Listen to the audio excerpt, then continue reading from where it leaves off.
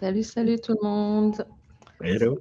TT Neo 12, Céliab 14, ça fait plaisir. C'est des noms que je connais pas, donc bienvenue si c'est la première fois. Et si c'est pas la première fois, n'hésitez pas à poser des questions parce que j'ai pas vu vos noms avant, donc n'hésitez pas. Aujourd'hui, je suis avec Flo parce que en fait, moi, je suis déjà arrivée à la No Code House Athènes. J'ai mis mon petit t-shirt et tout. Et Quentin est dans l'avion, en chemin pour nous rejoindre.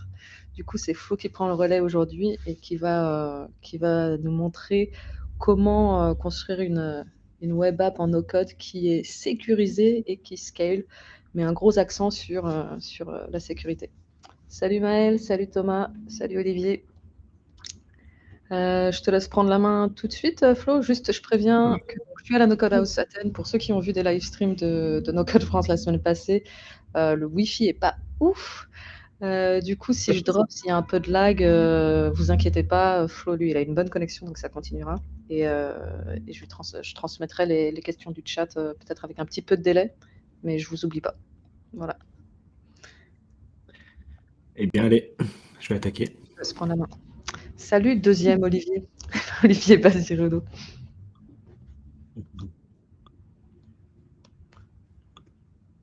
Salut, Émeric.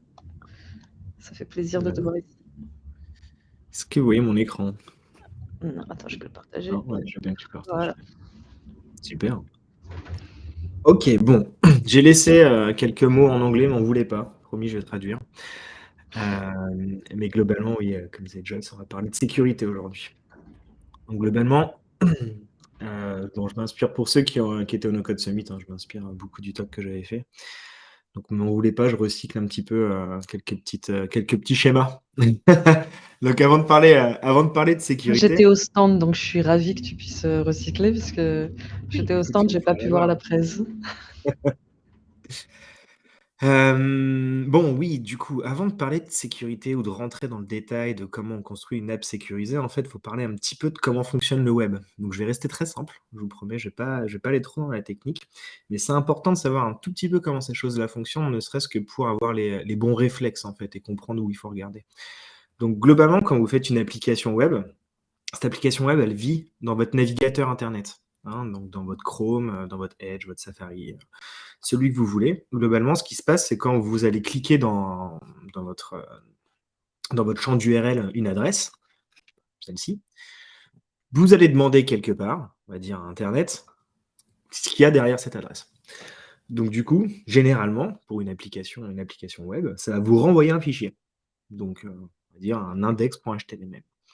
Et dans ce fichier, globalement, vous allez avoir plein d'autres liens qui vont être dedans, et du coup, votre navigateur va aller récupérer plein d'autres fichiers.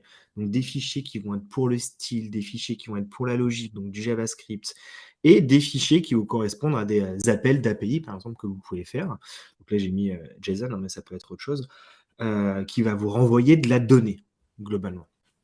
Donc ça, ce qu'il faut retenir, c'est que globalement, toutes les informations qui s'affichent dans votre application web, dans votre navigateur, c'est des informations qui sont vraiment dans votre ordinateur. Elles ont été téléchargées, ces fichiers sont sur votre ordinateur, et les résultats de ces API, ces données qui sont affichées, elles sont aussi dans votre ordinateur. Donc, ce qu'il faut garder en tête, c'est qu'il y a une forme de copie qui se fait quand vous demandez de la donnée, c'est dans votre ordinateur. Donc, je voulais vraiment insister sur ce point-là. Donc, globalement, voilà, tout est autour de la donnée. Tout le temps, c'est que de la donnée. Quand on parle de sécurité, il faut juste parler de données. Donc, quelle donnée est envoyée, quelle donnée est reçue. Et donc, c'est tout, en fait, se joue là-dessus, quoi, globalement. Donc, pensez qu'à ça. Et du coup, la donnée, c'est pas que la donnée, genre les informations, je sais pas, de la base de données, c'est aussi la donnée, comme tu le disais, genre le style de l'application, enfin, c'est aussi le texte qu'il y a sur le site, c'est le fait que le site soit bleu, enfin, c'est tout ça, quoi. Tout ça, c'est de la donnée, exactement, qui va être contenu dans les fichiers. Et après, bah, c'est surtout là où, quand on parle de sécurité, globalement, on parle surtout de la donnée qui est liée, par exemple, à un utilisateur, dans le sens où, là, c'est la phrase qui est là, c'est globalement, quand vous parlez de sécurité, tout ce que vous voulez, c'est autoriser les personnes que vous souhaitez à voir ces données, mais aussi à les éditer. C'est-à-dire parfois, vous voulez juste autoriser à ces personnes-là d'accéder en lecture à ces données-là, mais certainement pas d'aller les éditer. On verra après, par exemple, j'ai quelques exemples. Mais globalement, c'est que ça. Donc, c'est des données vues et des données à éditer, globalement. Il y ait un utilisateur qui va avoir le droit ou non d'aller voir. Salut Mathilda, bienvenue. Donc, moi, je vais zoomer un petit peu. C'est gros là? C'est nickel. Ok, donc globalement, là, je vais vous montrer un peu quatre, on va dire, erreurs communes que je vois pas mal sur les applications et qui sont bons de garder en tête, parce que c'est vraiment classique. Donc le premier, il va être très simple. Là, je fais juste une petite requête get pour récupérer une liste de jobs. Donc, on va dire qu'on est en train de faire un job board, donc une application où on va mettre des offres d'emploi. Voilà, et on récupère une liste de ces offres d'emploi dans un tableau.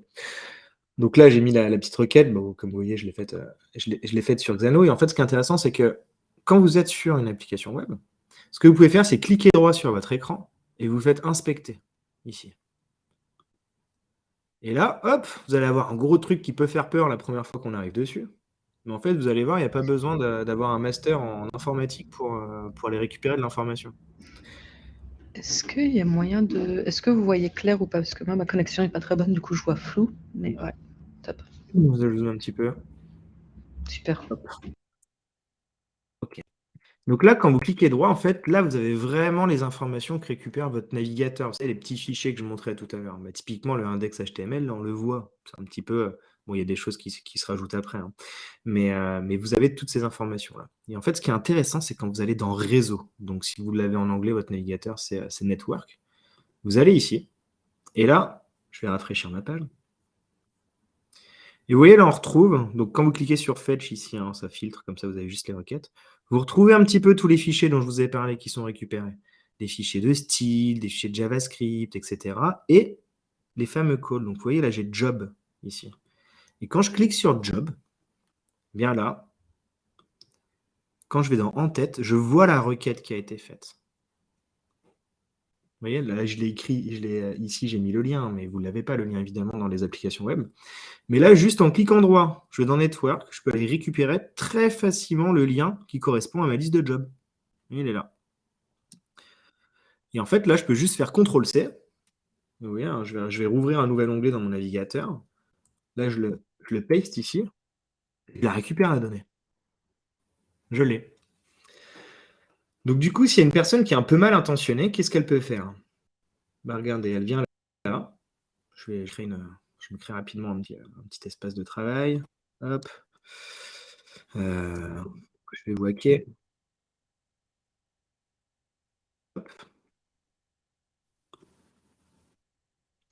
Ok, donc là, je vais juste, pour la petite démo, rajouter un petit bouton. Mon super bouton. Et là, je vais ajouter un workflow. Hop. Je vais en profiter pour faire une petite chose. Rajouter le plugin de REST API pour pouvoir me faire les petites requêtes. Ok. Donc là, tout ce que je vais faire, c'est récupérer l'adresse que j'ai copié-collé. Hein, donc, quand j'étais là, pardon, ici, je récupère la petite adresse que j'ai trouvée dans le job, là. Et je vais aller... Pardon, excusez-moi, ça c'est pour après. J'étais où? Je me suis tout perdu. Je suis là. Et là, je vais peut-être zoomer aussi un petit peu. Hop. Là, je vais juste aller copier-coller ma requête. Donc, normalement, si je me mets en get ici, je vais retrouver, je teste, voilà. Je retrouve mon petit jeu de données. Mais globalement, les API, souvent, elles sont un peu standards. Hein. C'est toujours un petit peu la même chose. Vous voyez, là, j'ai vraiment /job en get. Donc, je vous le donne en 1000 pour aller changer ça. Pour ceux qui ont déjà un petit peu joué avec les API, vous avez juste à changer en post. Et souvent, dans les API, bah, il y a juste à rajouter /l'id du job. Donc là, si je retourne dans ma petite liste, j'avais un ID 1, Senior View Developer, et puis dans une colonne qui s'appelle Title. Bon. Et Du ça, tu coup, le vois aussi, tu l'as vu aussi, du coup, quand tu as dans la liste, oui, ou l'URL. dans les données. Voilà, quand je suis ici, typiquement, là, je vois dans ma liste de données, je vois une clé qui s'appelle Title. Ici. Donc du coup, là, je vais juste faire /1, qui va être un ID, hein, je peux en tester plein, hein, mais généralement, en plus, quand j'ai la liste, je les vois. Hein. Donc là, j'ai ID 6, on va reprendre hop, celui qui est là. ID 1, Senior View Developer. Du coup, je suis en post request et qu'est-ce que je fais dans les données que je vais envoyer? Bah, je vais tenter. Je vais mettre title ici. Puis là, je vais mettre n'importe quoi. Et du coup, bah, je teste. Alors, Edgecon 401. Pourquoi? Parce que j'ai peut-être laissé en privé. Parce que j'ai fait cette bêtise. Ça me permet de voir un petit peu. J'ai fait cette bêtise tout à l'heure pour vérifier si ça marchait. Hop là, mais cool pas, donnez-moi un instant. Ouais, je me protège trop. Oh non, c'était pas ici, c'était. J'ai oublié de la déprotéger. Voilà. Ça fait un petit teasing pour. Ça fait un petit teasing pour après, effectivement. Donc là, je vais aller couper ça. Ok. Désolé pour la démo, mais du coup, je vais recommencer. Je reviens là. Je reteste. Et évidemment, j'ai tout cassé encore une fois. Eh bien. Il y a que Sophie qui dit en même temps, on nous dit toujours sortez couvert. Ah ouais. Ouais. En Alors là, effet. j'ai fait une petite bêtise, mais oui, parce que j'ai aussi laissé la précondition. En fait, j'ai tout laissé là. Alors attendez. Ouais, tout à fait. Hop, je vais casser tout. Je vais faire comme on fait d'habitude. Vous avez votre petit truc, c'est pas protégé. Voilà, on revient là. Toutes mes excuses pour ça. Je reviens là. Je refais mon test. Et voilà, oubliez tout ce qui s'est passé. Vous avez un petit succès ici. Et en fait, du coup, si je rafraîchis, tout simplement, hop, ma page ici, bah, vous voyez, le titre, il a été changé. Pourquoi? Parce que j'ai pas été protégé, justement, mon API. Parce que généralement, quand on Ouais. commence à travailler, on rajoute pas ces protections, on fait tous les endpoints, vous savez, ça génère un CRUD, vous pouvez lire, éditer, et supprimer. Vous ajoutez pas de protection, sachez que c'est super facile d'aller retrouver les liens pour le faire. Et Thomas fait un bon point, il dit pour les appels API, on peut aussi prendre quelque chose comme Postman. Donc là, ce qui n'était pas forcément évident, c'est que, en fait, là, Flo, il aurait très bien pu aller dans Postman et faire l'appel API, et ça aurait hacké Complètement, son application web. C'est-à-dire que là, c'était deux applications web différentes, quoi. Donc c'est juste complètement. il a utilisé web pour faire l'appel API, mais tu peux le faire dans un Tout Postman. à fait le faire dans un Je ne Postman. me souviens plus du nom de l'autre, celui qui est violet. Insomnia? Quentin aime bien. Insomnia, voilà. Insomnia, ouais. Ouais, je peux le refaire. Mais l'idée, c'est que ouais, vous n'avez pas besoin. Enfin là, c'est complètement à part de WeWeb ou de Xano. C'est juste on utilise WeWeb et Xano comme exemple, mais typiquement, ça peut se faire sur, euh, sur d'autres Pour backends n'importe et quel avec d'autres frontends pour faire les appels API. Vous pourriez faire l'appel API avec un Make, Zapier, enfin n'importe quoi. Hop, tout à fait. Et Voilà, je vais le changer là. Hop, et là, je vais mettre. Tiens, comme data, ça va marcher ça. peut-être que tu zoomes un peu là. Moi, je le vois pas bien ton Postman. Hop, voilà. Là, j'ai pris un autre outil pour faire des requêtes, tout simplement. J'ai remis la même adresse, je l'envoie. Hop, et du coup, j'ai marqué tralala. On va vérifier. Je rafraîchis ici. Ça m'a pas mis tralala. Qu'est-ce que j'ai changé? Parce que je l'ai fait en get. Hop là. Ah. Ça me prendra d'aller trop vite. Moi, ça me fait plaisir de voir que même à ton niveau, tu te plantes sur tes requêtes API. Ouais, voilà, Parce c'est toujours ça. que ça m'est déjà arrivé de passer une bonne heure à essayer de débugger un truc parce que j'ai mis un get au lieu d'un post. Ouais, exactement. Voilà, ça arrive, ouais, ça arrive tout le temps. C'est classique. Bah, c'est comme quand on programme, globalement, même quand on fait de la programmation visuelle, on fait les mêmes bêtises que quand on dev. Petite erreur. Ouais. On va trop vite, on est un peu trop confiant, comme moi juste avant, là, et puis hop, c'est parti, on se trompe. Donc, bref, voilà, la première erreur Pardon, commune. je remets en avant le commentaire de Thomas qui dit ouais, les données sont accessibles et modifiables même sans accès à WeWeb. Tout à fait, c'est exactement ça. Et donc, c'est ça qu'il faut faire attention quand on fait des requêtes quelque part, quand on met ces données quelque part, en fait, il faut partir du principe que ces données sont stockées, et quand vous les recevez, bah, il faut se dire que d'autres peuvent les recevoir. Donc après, bon, on va voir comment on peut protéger ça, mais il y a des solutions évidemment pour empêcher ça. Mais bon, ça c'est la première chose classique. J'oublie de protéger mes données d'API et tout le monde peut aller les récupérer et les éditer. Sachez que s'ils peuvent le faire, il y en a un qui le fera. Voilà, c'est la bonne loi de Murphy. Quand ça peut arriver, ça arrivera, globalement. Donc, faut faire attention. Parfois, on s'en moque, hein. Faut aussi garder en tête que parfois, on se moque que ces données soient vues. Alors, éditer, c'est encore un autre sujet, mais il faut aussi se poser ces questions et pas besoin de faire une machine de guerre dans votre application si vous n'avez pas des grands enjeux de sécurité en termes de données, hein. Ça sert à bien garder en tête, quoi. Voilà. Bon, j'arrive sur mon exemple d'après.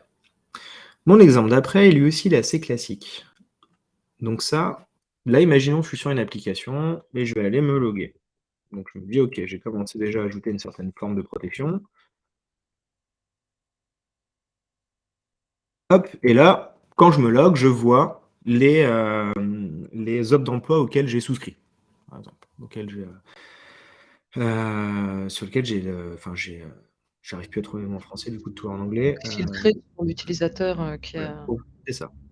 Donc là, hop, je vois bien juste, j'ai fait une demande pour être Product Design Manager et puis pour être un junior React Engineer. Ok, bon, ça n'a pas trop de sens, mais on va dire que c'est à ça que j'ai postulé.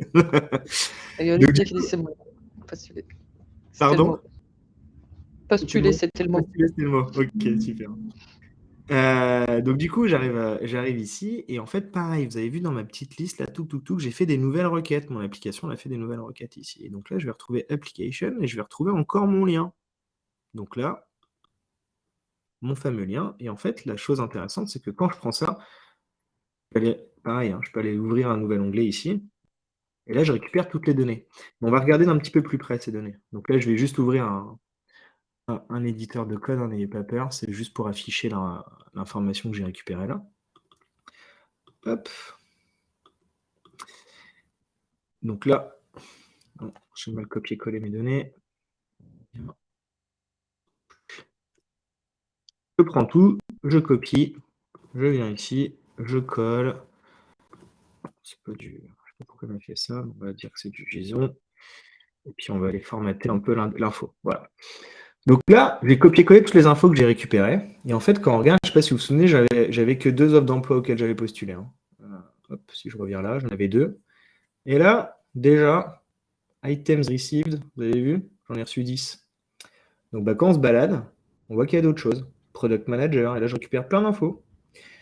Et donc là, volontairement, j'ai été mettre des petites infos parfois que je ne devrais pas avoir. Typiquement, les gens qui ont postulé. Vous avez vu, là j'ai Florian plus test, ici. Je sais que lui, il a postulé à marketing manager. Voilà. Donc Typiquement, ça, tu as même l'info dans l'inspecteur, non? oui, c'est vrai. Au lieu C'est vrai d'en-tech, que j'ai si tu. fait ça là, mais effectivement, je peux cliquer sur aperçu, j'avais juste oublié. Je peux faire ça. Et là, j'en ai 10 en fait des infos. Et donc là, je peux me balader sur, finalement, le jeu de données que l'application va charger. T'as raison, Joyce, en fait, c'est une vieille habitude de faire ça, mais il y a l'info ici maintenant. Et là, j'ai des user ID, je récupère des petites choses, et parfois j'ai plus d'infos. Voilà. Donc ça, pourquoi? Parce que le filtre que j'ai fait dans mon application, c'est ce que j'ai appelé ici, c'est un filtre côté front. Donc en fait, vous avez chargé plein de données, et ensuite vous décidez d'en afficher qu'une certaine, vous mettez une condition d'affichage en quelque sorte, mais la requête que vous faites renvoie plus de données. Donc partez du principe que votre application, quand elle récupère plus de données, même si vous la filtrez, elle sera accessible en fait par l'utilisateur. Celui qui sait, très facilement, il peut aller voir. Et il n'a pas besoin d'être très mal intentionné pour l'avoir. Vous avez vu, c'est quand même assez facile, hein. J'ai juste à aller dans mon network ici pour la récupérer, quoi, assez facilement. Voilà. Et Donc plus, ça, du coup, si on prend un exemple concret de Xano plus WeWeb, c'est-à-dire que vous avez le choix entre faire le filtre côté Xano et dire à Xano, envoyez-moi seulement ce petit jeu de données. Ou là, dans le cas, ce que Florian a fait, c'est qu'il a dit à Xano, ok, Xano, il s'en fiche, il envoie toutes les applications, et c'est au niveau de WeWeb qu'on a mis la condition. Et ça, c'est Xano et WeWeb, mais ça peut être n'importe quelle base de données et n'importe quel outil de tout à fait. front-end, quoi. C'est Tout à fait. réplicable. Donc du coup, c'est pour ça qu'on parle souvent de faire un filtre côté front ou faire un filtre côté back, comme tu disais très justement, Joyce. Et sur les données qui sont sensibles, attention, pardon. Pardon, Xavier dit par l'utilisateur averti et il en est un, donc surtout, si vous avez à retenir une deuxième chose, c'est attention à Xavier. qui peut aller sur Il trouvera la donnée. il trouvera la donnée.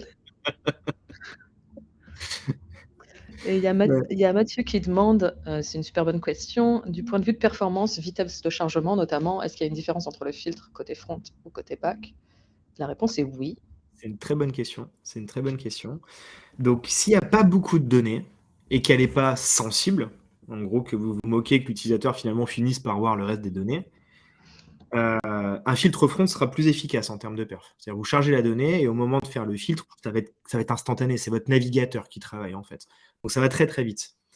En revanche, si c'est de la donnée sensible et qu'il y en a beaucoup, donc beaucoup ça veut dire, on va dire plus de 1000. Passer 1000, ça commence à être compliqué. Voilà. Plus de 1000, que là, du coup, il faut effectivement passer le filtre dans la requête et que le back-end ne renvoie que cette information. Et là, du coup, ça sera beaucoup plus performant parce qu'après, après, votre navigateur, il travaille trop et surtout, votre page, elle affiche trop de choses. Enfin, bref, c'est un autre souci. Je vais continuer. Donc ça, c'était le deuxième souci. Donc attention à toutes les infos que vous chargez et surtout attention quand vous les filtrez. Si vous avez des données qui sont sensibles, faites attention à vos fils pour les faire effectivement côté back. Pas vous faire voir. Ok, je reviens au troisième. Le troisième, c'est mon préféré. Donc là, je suis toujours logué dans mon application et vous avez vu, j'ai toujours chargé des offres d'emploi auxquelles j'ai postulé. Sauf que là, l'adresse, c'est plus la même. C'est Get User Applications. Si je vais dans mon Get User Applications ici, ok, je vais aller voir, pardon, dans l'aperçu. Hop, vous avez vu, là, j'en ai bien reçu que 2. Peut-être zoomer encore un petit peu. Je peux pas zoomer. Non, je vais juste faire ça comme ça. J'en profite juste pour répondre à Thomas qui a du mal à comprendre parfois dans quel cas Web applique les filtres front ou en back. Avec Supabase, j'ai cru comprendre que les filtres sur la collection se font en back, mais pour les autres sources de données, je ne sais pas. Alors effectivement, il n'y a que avec, moi si je me trompe, Flo, mais il n'y a que avec le plugin Data Source Supabase où le filtre se fait automatiquement côté back. Et en fait, la façon dont on peut voir, peut-être qu'on peut le montrer dans les plugins, mais c'est en fait au moment de ta collection, si le fetch se fait après le filtre, c'est que le filtre se fait côté back. Si le fetch se fait, alors, pardon, est-ce que tu peux montrer peut-être juste une collection, Flo? Ouais. Toc, toc. Collection Xano. Hop, je vais faire une collection Mais Supabase. globalement, il n'y a que sur Supabase où on fait un filtre back-end. Sur Xano, en revanche, si tu mets un filtre côté Xano et que c'est cette collection, enfin cet endpoint Xano que tu vas chercher, on va bien sûr, enfin le filtre back-end, il existe, quoi, mais tu l'as setup côté Xano. Côté Airtable, c'est un peu différent parce que dans WeWeb, tu peux sélectionner une vue, mais c'est pas vraiment un back-end Airtable. Donc, on peut pas vraiment parler de filtre back-end. C'est plus que sur Airtable, tu peux quand même choisir une vue que tu vas chercher dans WeWeb. Et dans ce cas-là, effectivement, tu as accès que à la donnée qu'il y a dans cette vue. Mais c'est un petit peu différent du concept filtre back-end. Alors, donnez-moi juste un instant. Je vais aller setup justement le Xano et le Supabase avec mes clés. Donnez-moi juste une petite seconde. Est-ce que ça t'aide, Thomas? Parce que globalement, dans le flow, vous verrez que si vous setup, Flo va vous le montrer là, mais si on setup une collection Supabase par rapport à si on setup une collection Xano ou Airtable, vous verrez que le fetch dans Supabase se fait après le filtre, alors que si vous utilisez si c'est une collection Xano ou Airtable, vous verrez que on va fetch la donnée et ensuite il y a une quatrième étape, il me semble que c'est une quatrième étape, où on peut mettre des filtres. Et en fait, typiquement, si le filtre dans WeWeb est fait après ce fetch, bah, c'est un filtre front. Ok, cool. Ça confirme ce que Thomas avait compris. Je vais le montrer très rapidement là. Hop. Je suis presque bon. Supabase Power, du coup. Bah ouais, Supabase, c'est très cool, quoi. C'est très cool. Xano aussi, hein, mais c'est deux façons de penser différentes aussi, parce que typiquement, côté Supabase, les policies, les autorisations que vous faites s'appliquent potentiellement à toutes vos tables, alors que sur Xano, vous allez faire vos protections Exactement. par endpoint. Ouais, Donc, faut pas je se vais, louper, quoi. Ça permet d'être plus granulaire, peut-être, mais... je vais faire un petit schéma après, vous allez voir. Je vais vous montrer ça. Hop. Alors, je vais relancer le partage. Tac. Tac, tac. OK. Vous voyez mon écran? Attends, ouais, c'est bon. Donc là, par exemple, je suis sur Supabase. Hop. Je vais aller me chercher une table. Hop. Je récupère tout. Et là, en fait, voilà, ce qu'il faut bien lire, c'est que quand on met query configuration, là, on configure bien la requête, en fait. Donc, c'est pour ça que là, ça va être un filtre back, parce qu'en fait, le filtre que vous allez retrouver là, lui, par exemple, là, si je mets un projet, si dans mon nom de projet qui contient, du coup, project, Du coup, et je là, fais juste save. retenez qu'en tout, il y a 5 items. Comme ça, après, une fois que tu as mis le filtre, donc là, il y en a que 3, et on peut même montrer dans le network, enfin dans le réseau, que on voit bien que 3 projets. Oui, alors là, dans le réseau, je suis pas sûr qu'on va avoir la requête. Non, mais s'il est sur la page. Sur la page. Oui, je l'ai pas fait avec Supabase là, mais Mais pas de souci. retenez que c'est Enfin, dans la requête que vous allez avoir l'information. En gros, nous, ce qu'on fait ici dans les filtres, hein, on les traduit dans des filtres Supabase ici, dans le langage de Supabase. Et du coup, quand vous faites votre requête, vous demandez bien à Supabase, renvoie-moi bien que les projets dont le nom contiennent project. Voilà. Donc ça, pareil, bon, on pourra en reparler d'un point de sécurité, ça pose aussi des soucis, mais du coup, il faut mettre la protection au niveau de la base de données. Mais bref, en gros, quand vous voyez query configuration, c'est que c'est bien là. Et en fait, il y a effectivement d'autres plugins. Si je prends Xano par exemple ici, que je vais chercher, ma petite liste de jobs. Hop. Voilà, si vous voulez en gros faire un filtre côté back, vous êtes obligé de mettre quelque chose en input de votre requête. Donc en gros, vous devez faire dans Xano, ici, rajouter typiquement un champ search, et puis faire vous-même la search. Vous envoyez la donnée. Après, ce que je peux glisser, c'est que dans la roadmap, il y a un sujet dans Xano où vous pouvez autoriser ce qu'ils appellent les external filtering. Et du coup, là, vous aurez accès à un search et puis nous, on vous fera la traduction un peu comme avec Supabase. Donc, ça arrivera.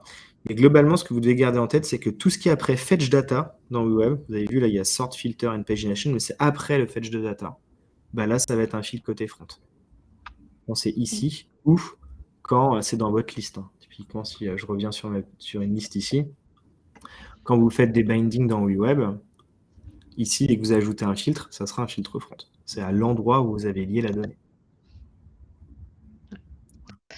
et on en avait parlé dans un live dédié à Supabase. Je vais essayer de vous retrouver le lien et je vous le mettrai dans le channel WeWeb, dans No Code France, pour vous montrer où c'était, où justement, ça c'était dans le projet et on faisait la différence entre quand on utilise Supabase, Xano ou Airtable et les différents filtres et comment ça apparaît dans le réseau.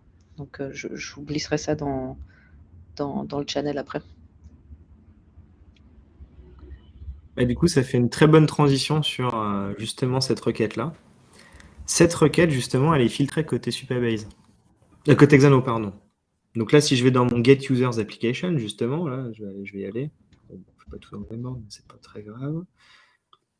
Vous avez vu ici, je passe le User ID dans la requête.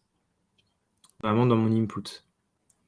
Donc du coup, si je reviens là, que je vois dans la requête que je fais, hop, ça va être tout zoomé, du coup, j'ai du mal à m'y repérer. Mais oui, voilà, le user ID, vous avez vu, je le passe là, je le passe en query, directement dans l'URL. User ID égale 4. Donc c'est pour ça que du coup, j'en reçois, sinon je l'ai ici, c'est pour ça que j'en reçois que 2. Sauf que pareil, dites-vous bien que quand vous passez quelque chose comme ça, un utilisateur peut aussi faire la même chose. Et donc moi, là, si je prends ça, et que je mets 2 au lieu de 4, je vais obtenir les offres auxquelles ont postulé d'autres utilisateurs.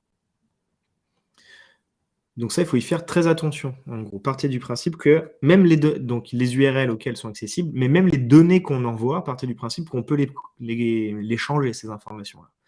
Donc dès que vous allez avoir des filtres pareils qui sont envoyés dans la query, partez du principe que l'utilisateur peut aller changer ce filtre-là. Quand vous mettez un filtre dans Supabase, filter, et que vous ajoutez, comme on a fait tout à l'heure, name contains project, dites-vous qu'un utilisateur, quand il va le trouver, il va voir dans charge utile, il va voir que vous avez passé l'info. Lui, il va dans Postman, il récupère le même lien, il change l'info qu'il a envoyé, et puis il regarde la donnée qu'il récupère. C'est aussi pour ça que, par exemple, pour l'ID, parce que là, en fait, c'est vraiment très facile, parce que l'ID de l'utilisateur, c'est 4, donc enfin, il Bien suffit sûr. de se connecter à 2 profils utilisateurs et on voit bien que c'est un truc séquentiel et c'est pour ça qu'on recommande les UID qui sont en fait, des ID random et beaucoup plus longs, qui sont beaucoup plus difficiles à deviner pour quelqu'un qui serait mal intentionné. Exactement. C'est déjà une première forme de protection. Après, gardez bien en tête que ces UID dans l'application, ils traînent à plein d'endroits et qu'on peut toujours réussir un petit peu à les trouver. Parce que là, c'est des exemples qui sont un petit peu bêtes qu'on montre pour illustrer pour illustrer le propos. Mais tous ces ID-là, vous pouvez les retrouver dans une autre liste quelque part dans l'application et ensuite les utiliser dans d'autres requêtes. Donc, Et Xavier dit d'où l'utilisation des tokens. d'où l'utilisation des tokens et plus que ça, des petits verrouillages qu'il faut mettre dans les endpoints. Bon, on y arrive, parce que c'est vrai que je vois l'heure qui file. Du coup, je vais aller plus vite dans le quatrième exemple. Si je vais dans le quatrième exemple là, faites très attention à une chose, c'est là ce que j'ai appelé escalation of privileges. Donc, en gros, changer les rôles de vos utilisateurs. Si vous faites des tableaux pour aller changer les rôles de vos utilisateurs, dites-vous bien que quand vous faites dans votre API, que vous autorisez quelqu'un à changer le rôle d'un utilisateur, là, ça doit être en béton armé, la protection. Parce que si un petit malin qui trouve cette requête et qui se passe en admin, même si vous avez bien travaillé sur tout le reste, il va bien s'amuser. Donc, attention à tous les endpoints qui donnent des privilèges à vos utilisateurs. Ça, c'est double attention, quoi. Il faut être très discipliné sur cela. Parce que généralement, quand on a une personne qui est mal intentionnée, elle commence par ces endpoints-là. Comme ça, elle ne se fatigue pas beaucoup. Voilà. Après avoir essayé de trouver le mot de passe qui traînait dans un drive, évidemment. Mais, allez, j'en reviens à la suite. Donc, globalement, parlons un peu des solutions. Voilà. Donc ça, je pense que vous l'avez bien compris, never trust the front. Donc en gros, ne faites jamais confiance à tout ce qui est chargé. L'application qui est chargée côté front, n'importe qui peut aller justement aller changer, récupérer de l'info, envoyer la donnée, toutes ces choses-là. Donc les protections, elles doivent se faire côté back. Là, vous avez votre donnée. Et là, vous avez vos API. Donc, je vais aller un petit peu plus vite là-dessus, mais ce que je racontais un petit peu tout à l'heure, globalement, il y a un peu 3 questions que vous devez vous poser quand vous parlez de sécurité. C'est déjà qui, en fait, doit accéder à cette donnée. Vous n'allez pas aller surprotéger des choses qui, de toute façon, sont publiques. Vous vous en moquez, laissez-la publique. Ensuite, le où. C'est là où, du coup, pour comprendre comment la protéger, vous devez savoir où elle est, cette donnée-là. Est-ce qu'elle est dans les bases de données qui sont dans votre Xano? Est-ce qu'elle est sur Peerbase? Est-ce qu'elle est dans une application tierce? En gros, vous devez un petit peu comprendre justement votre stack. Donc, en gros, comment est fichu un petit peu, comment sont montées les relations et les connexions en fait à ces données-là. Donc, c'est important d'avoir bien cette information d'architecture, un peu, on peut bien employer ce mot-là, de votre application. Et la troisième chose, là, justement, c'est comment sont faites ces requêtes. Comment c'est construit, qui filtre et comment. Donc vraiment, si vous vous posez ces 3 questions déjà, vous faites un bon inventaire des choses les plus importantes. Donc on va refaire un petit peu des petits schémas. Vous vous souvenez de celui-là, j'imagine, donc celui où vous récupérez un petit peu les fichiers ou les informations de vos API. On va aller un petit peu plus loin dans le gros bloc, là, The Internet. Hop. Donc si, ça va, ça s'affiche bien. On va faire comme ça. Donc votre application qui est côté front, donc typiquement si vous la faites sur le web, c'est vraiment une application front-end, c'est-à-dire qu'elle, elle va générer quoi? Des fichiers qui sont statiques. Ces fichiers statiques, généralement, ils vivent, si on veut de la performance, dans un CDN. Donc c'est un endroit où tous ces fichiers statiques vont être dupliqués un peu partout dans le monde pour justement que ça soit très performant pour aller les récupérer. Donc comme ils sont statiques, globalement, ça sera toujours les mêmes. Donc ces fichiers-là, il n'y a aucune protection à mettre dessus. Globalement, ils vont vivre dans le cloud que vous avez choisi. Donc ça peut être Amazon, Google, Microsoft, Vercel, Netlify, enfin plein de providers comme ça où j'ai pas dit, j'en ai pas dit des français, mais bon bref, vous avez compris l'idée. Et en fait, ce qui est surtout important, c'est tout ce qui vient de vos API. Donc là où il y a vos données, encore une fois. Je reparle des données. C'est ça le plus important. Donc là, il y a un peu dans le schéma-là, c'est vous allez faire vos requêtes à une API. Votre API, potentiellement, elle est connectée à une base de données. Et donc, elle va discuter avec elle. Et hop, ça va être renvoyé. Votre application de front aussi, elle peut aller directement se connecter à la base de données. ce qui est presque le cas avec Supabase, on va dire. Mais ça peut être, si vous utilisez le plugin SQL, par exemple, vous allez vous connecter directement à la base de données. Donc la chose à retenir, c'est que vous avez deux endroits où vous pouvez intervenir. Vous pouvez intervenir au niveau de l'API, au niveau de cette entrée-là, ou au niveau de cette entrée-là, de la base de données. Donc au choix. Et typiquement, dans les deux outils dont on parlait, dans Xano, vous allez faire les protections ici, et dans Supabase, vous allez faire les protections ici. C'est pour ça que c'est deux outils qui illustrent bien les deux façons de faire pour sécuriser les données.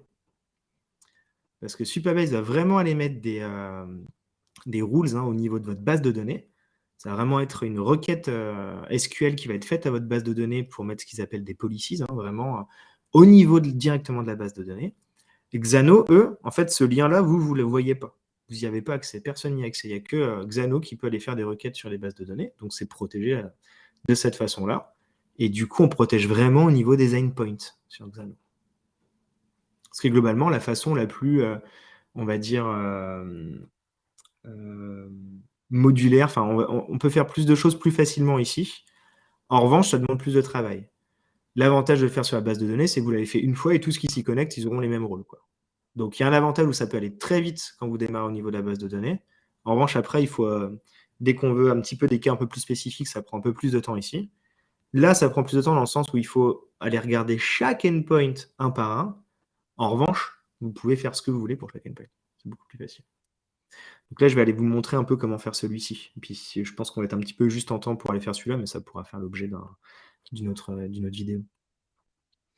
Oui, voilà, exactement. Comme le dit Xavier, c'est le RLS sur Supabase. Tout à fait. Donc, continuons. Hop, je reprends mon petit exemple de tout à l'heure, celui-ci, vous savez, où là, je récupérais bien mes infos en passant l'ID de l'utilisateur. Donc, ce qui est une bonne pratique. Vous allez voir, l'ID, en vrai, vous n'êtes pas tout à fait obligé de le passer, mais pour l'exercice, c'est plus intéressant. Donc là, je vais sur Xano et je suis bien sur mon endpoint de Get User Applications. Donc là, vous voyez, je passais le User ID. Donc déjà, la première chose à faire dans Xano quand vous avez des endpoints que vous devez protéger, si je reprends ma fameuse liste de jobs tout à l'heure, hop, ici, là, qui était publique, si je ne veux pas qu'elle soit publique, je clique ici dans Xano, et là, je vais aller, pardon, c'est ici, Authentication, je vais aller mettre l'autente de Xano. Je fais Save, et là, vous avez vu, il y a le petit cadenas. Donc déjà, ça, super important.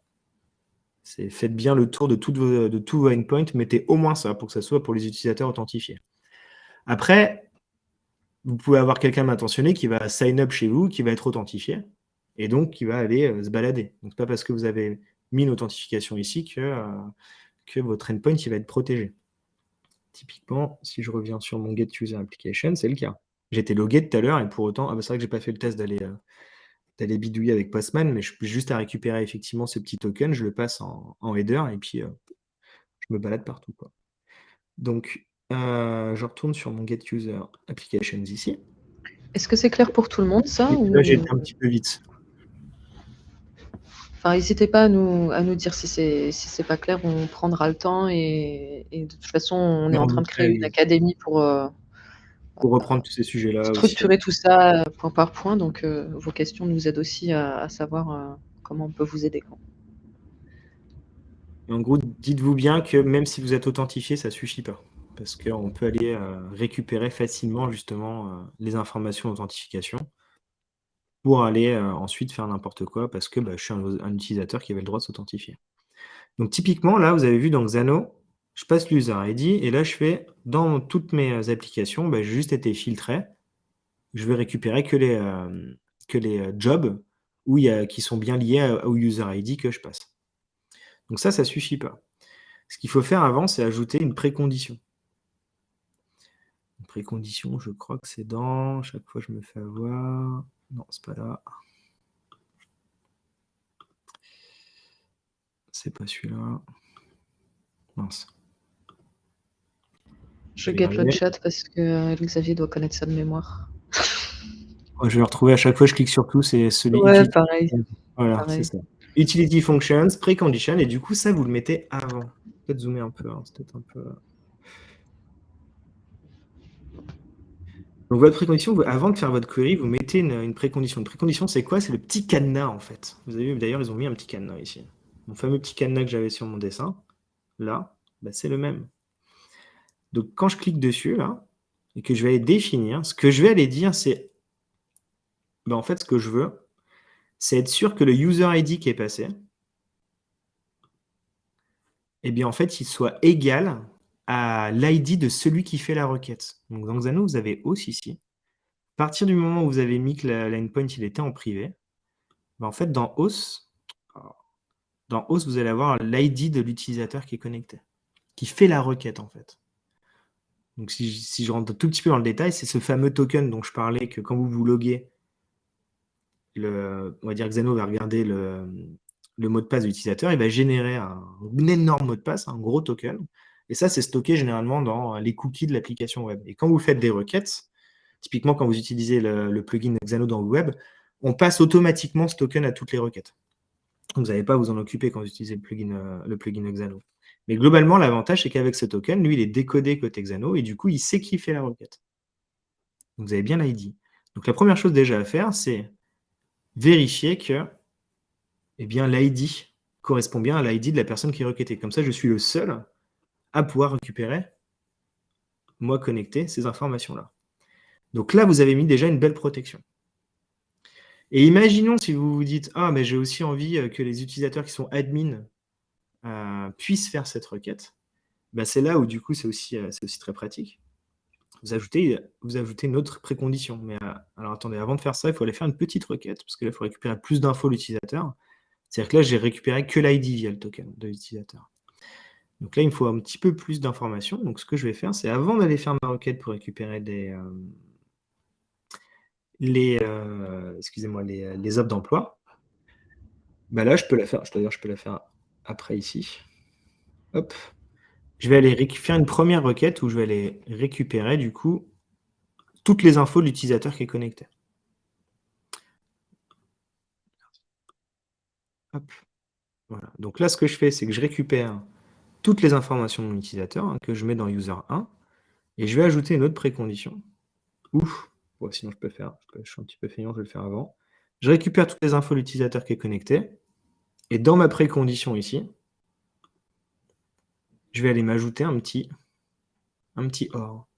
Et là, je vais dire, eh bien, si, donc c'était user 1, il y avait mes infos, si user 1 point, du coup, là où j'ai mon rôle, est égal à admin, eh bien, ça me va. Et là, du coup, vous avez bien fait un cadenas où vous vérifiez qu'il n'y a que la personne qui a le droit de voir ces données qui les voit, et aussi les admins, parce que les admins, ils ont envie de tout voir. Et Juste donc là, peut-être que, pardon, pour préciser, la raison pour laquelle Florian dit point rôle, c'est parce que dans la table ou notre liste de users, la colonne où on a le rôle de l'utilisateur s'appelle rôle. voilà. Donc c'est pas random, quoi. Si, Exactement. Merci de préciser. Effectivement, c'est parce que j'avais rajouté une petite colonne rôle ici dans mes users, où là, j'ai des admins et common. Voilà. il y a Mathieu qui demande pas de précondition avant get from record user. Alors, on peut, en fait, si on veut vraiment optimiser, ce qu'on peut faire, je vais y retourner là. Hop, parce que dans tous les cas, ce get, il est fait que côté back. Hein. Donc, l'utilisateur, il ne la verra pas, il est fait que côté Xano. Mais ce que j'aurais pu faire, c'est faire une première précondition pour vérifier si c'est bien le user ID qui correspond à la personne qui est connectée. Ensuite, faire ma requête de user et faire une autre précondition pour vérifier admin. Voilà, bon. Sincèrement, ça ne change pas grand-chose. Hein. Cette requête-là, elle prend vraiment pas longtemps à faire côté Xano. Vous pouvez faire comme ça marche très bien aussi. Ok, donc, ça c'est 47 déjà. C'est comme ça que vous mettez votre premier cadenas. Parce que je crois qu'on va parler un petit peu du scale aussi. Hop, je vais revenir à mon petit schéma. Donc, globalement... Après, on peut demander aux gens, hein, est-ce que vous voulez qu'on passe un peu plus de temps sur la sécurité et qu'on zappe le scale, ou est-ce que vous voulez qu'on passe au scale? Globalement, c'est pour montrer sur Supabase potentiellement, c'est ça?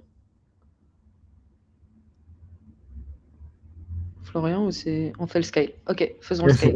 Allez, faisons le scale. Donc, globalement, quand est-ce que vous devez poser la question de scale? Donc, du scale, c'est quand votre application va grossir. Est-ce que mon application, en fait, peut grossir? Donc, il y a 2 choses qui font que vous devez vous poser cette question-là. La première, c'est le volume de données que vous avez. Donc, si vous savez que vous allez avoir beaucoup de données,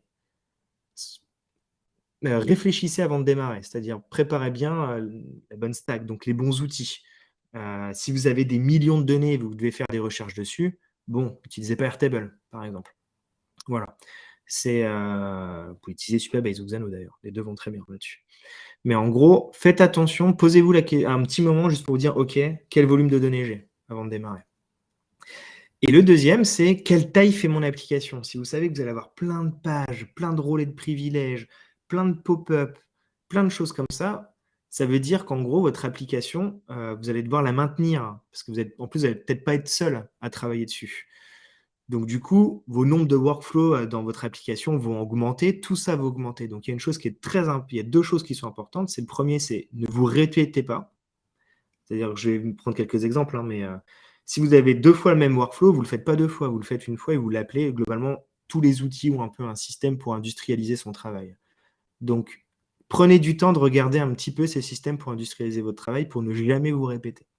Donc ça, c'est la première chose.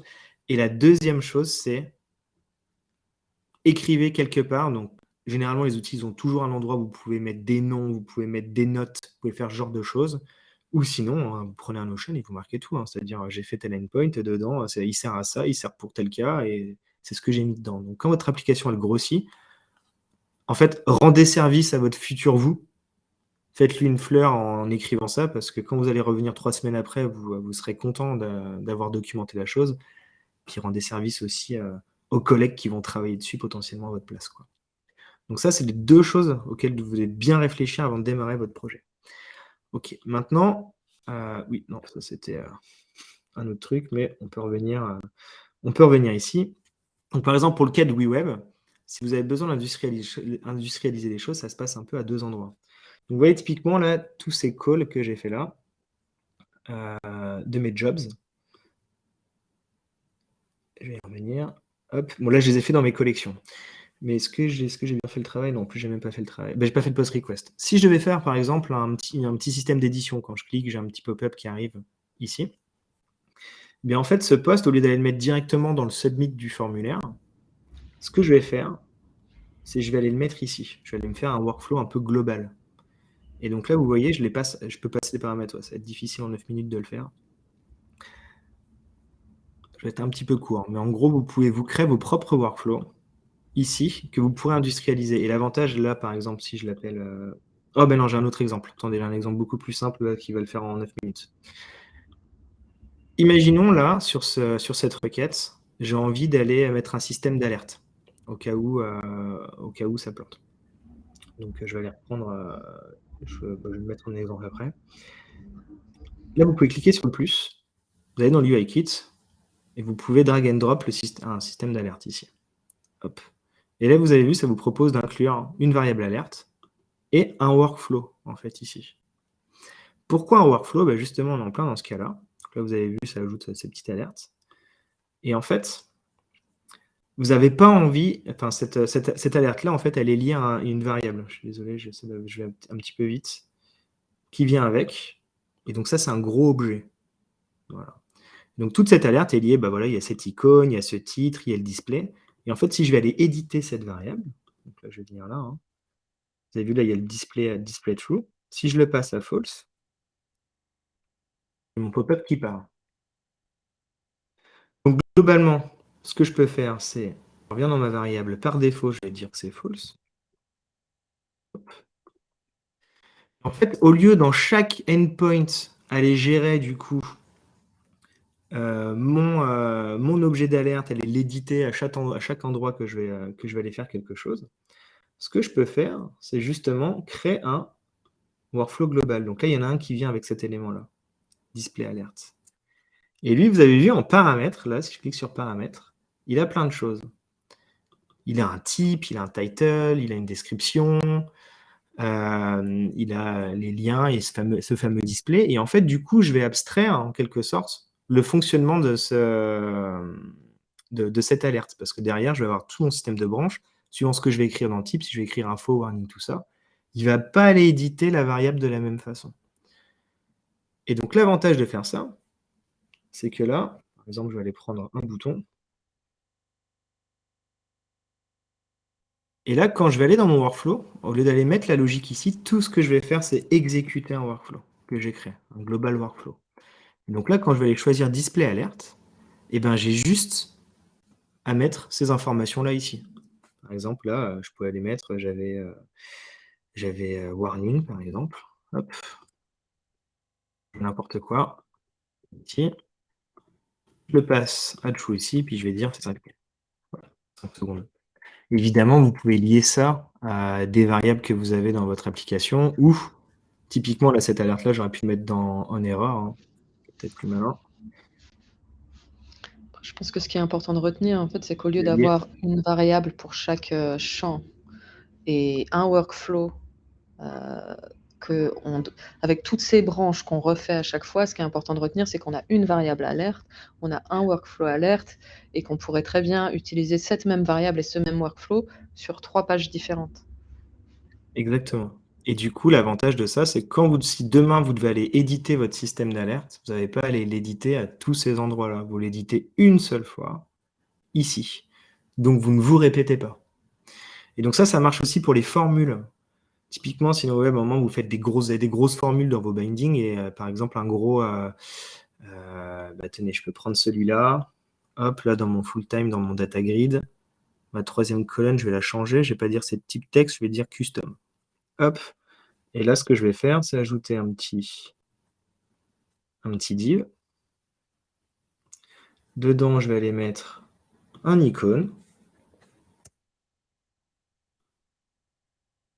Hop. À côté de cette icône, je vais aller ajouter un texte. Vous allez me voir venir avec ça. Hop. Voilà. Et on se paye le luxe de mettre ça tout bien.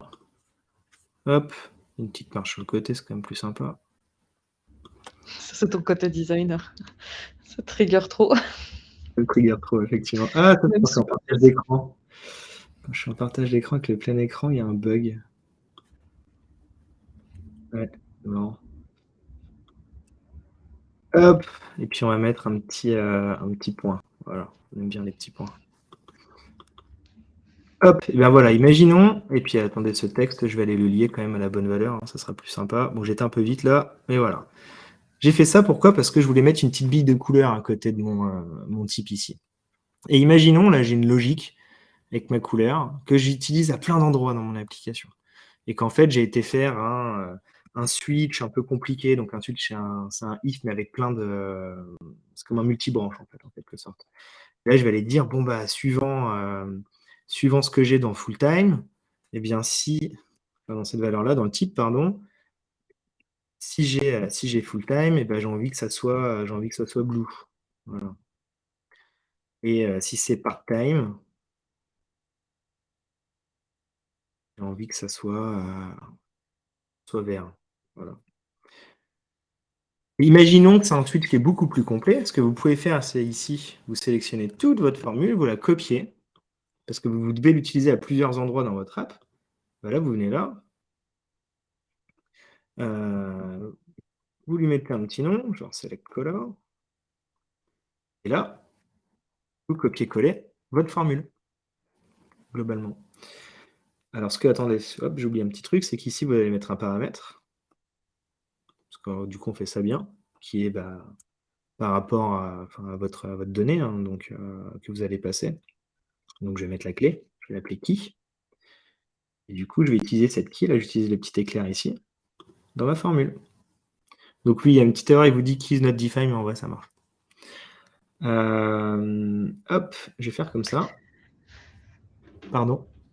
Et Non, d'ailleurs, quand Flo vous dit on va faire ça bien, c'est parce qu'en fait, on va faire comme un développeur traditionnel avec la même logique qu'un développeur traditionnel ferait. Et c'est en ça aussi que ça scale et que enfin, c'est parce qu'on utilise, enfin, c'est une abstraction du code en no code, mais en respectant les pratiques du code standard. Ce qui Exactement. aide à scaler, puisque le code standard scale. Et le mieux. Parce que en fait, le no-code prend les mêmes murs qu'ont eu les développeurs finalement avant. Ça suit la même histoire. Donc du coup, les développeurs ont apporté des réponses à ça. Et c'est ces réponses-là qu'on essaie de traduire dans l'éditeur de web. Et donc là, bah, typiquement, quand j'ai fait ma formule ici, que je l'ai industrialisée, bah là, pareil. Et d'ailleurs, là, je l'ai fait en no-code, mais ça peut être des grosses formules de JavaScript aussi que vous trouvez en ligne. Mais du coup, là, au lieu de mettre toute ma logique partout sur chaque bouton, bah là, je peux venir là, dans mes formules, et là, dans From Project, je vais retrouver ma petite formule à moi. Voilà. Et là, bah, j'ai juste à lui passer, du coup, mon full-time. Et ça va. Du coup, là, dans ce cadre-là, le scale, c'est plus une question de maintenance que de performance. C'est-à-dire que la formule performerait de la même façon où qu'elle soit. Oui, En exactement. revanche, une phrase, moi, qui m'avait marqué, c'est quelque chose comme écrire du code, c'est 10% du temps et le maintenir, c'est 90% du temps. Donc, en fait, pour qu'un projet scale, il faut prendre en compte le fait que la maintenabilité, je ne sais pas si c'est français, du Je crois projet. que si. Mais ça t'a mis tout à fait le doigt dessus. C'est-à-dire que quand on pense scale, on pense tout de suite performance de l'application quand ça arrive. Donc ça, effectivement, là, j'ai pas été sur les volumes des données. J'ai directement été sur le point d'après. Le premier volume de données, généralement, c'est ça qui fait que ça galère. Quand votre application, elle charge pendant plein de temps, c'est qu'elle charge trop de données, généralement. Donc là, il faut aller travailler sur les filtres. Il faut peut-être mettre un filtre de base, pouvoir lui permettre de le changer, mettre une pagination, si vous avez beaucoup trop de données, pour charger que les informations de la page. Donc globalement, gardez en tête, typiquement dans une liste d'items, dès que vous passez les 100 items là, qui sont affichés ici, votre navigateur il commence à bien bosser, surtout si vous avez des images, que vous avez un petit peu de logique. Donc il faut faire attention. Nous, on aime bien mettre la limite à 200 maximum. Parce qu'après, bah, tout ça, ça charge dans votre page. Donc quand je fais le inspect ici, et que j'arrive là, bah, tout ça, là, vous allez scroller pendant super longtemps. Donc dites-vous bien que ça fait bosser votre ordinateur. Donc si votre ordinateur il est super puissant, ça se passe très bien. Si vous avez des utilisateurs qui sont dans des endroits du monde où ils n'ont pas une super connexion et en plus ils n'ont pas un super ordinateur, dites-vous que ça va vraiment être difficile. Donc effectivement, la première chose dans le scale, c'était quand je reprenais mes deux fameuses questions que j'avais là. La première, c'est bien les données. Vraiment les données, gardez en tête qu'il faut, quand vous faites des add-ons par exemple dans Xano, c'est vrai que je n'ai pas été loin dedans, mais dans les add-ons, souvent, on a un petit peu la flemme dans Xano, on va vite, oh c'est bon, j'ajoute mon add-on, je fais suivant, suivant, suivant, j'ai toute mon info, c'est super. Non, prenez le temps de filtrer, typiquement, je peux aller reprendre, je peux aller illustrer le propos, et après je sais qu'on doit y aller. Mais quand j'arrive ici et que j'ai mes outputs, vous savez, vous avez des add-ons pour mettre de plus en plus de données en profondeur dans Xano. Faites attention ici. Typiquement là, est-ce que j'ai vraiment besoin d'aller mettre la location quand je récupère mes applications de mon job? Non. Voilà. Il y a des petites choses comme ça que je peux aller retirer. Donc ça, soyez disciplinés, retirez-les. Ça va réduire le volume de données.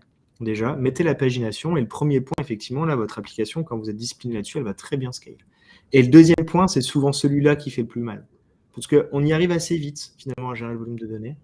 En revanche, si au début du projet, on n'a pas bien, on s'est répété plusieurs fois, donc du coup, quand on le change une fois, il faut aller le changer à plein d'endroits, et là, on perd un temps fou d'aller sur toutes les pages, sur tous les boutons, sur toutes les choses-là, et parfois, on pense qu'on a tout changé, puis à un moment, bah, votre utilisateur, il va dire, bah non, ça marche toujours pas, ah mince, j'avais oublié de le changer là, voilà. Typiquement un des cas. Et le deuxième, bah, si vous n'êtes pas documenté, vous allez juste passer votre temps à vous balader dans votre application qui grossit, qui grossit, qui grossit de jour en jour, et du coup, bah, c'est là que ça ne scale pas. Et c'est le même problème pour les développeurs. Hein. Ce n'est pas un problème qui est lié intimement au no-code, hein. C'est un problème qui est lié aux projets digitaux, globalement. Et donc, c'est pour ça que je passe tout de suite, enfin, j'ai été vite sur le point 2, parce que pour moi, c'est lui qui souvent pose le plus de problèmes rapidement. Je partage juste le petit commentaire d'Olivier qui nous dit on scale sur les bonnes méthodes. Tout à fait. Et avant qu'on file, Flo, parce que nous, on enchaîne sur notre daily en interne, mais on avait une question ouais, question sécu sur Strapi, en fait, de Ben Joutel. Coucou, question sécu avec Strapi. Est-ce qu'on peut sécuriser comme Xano?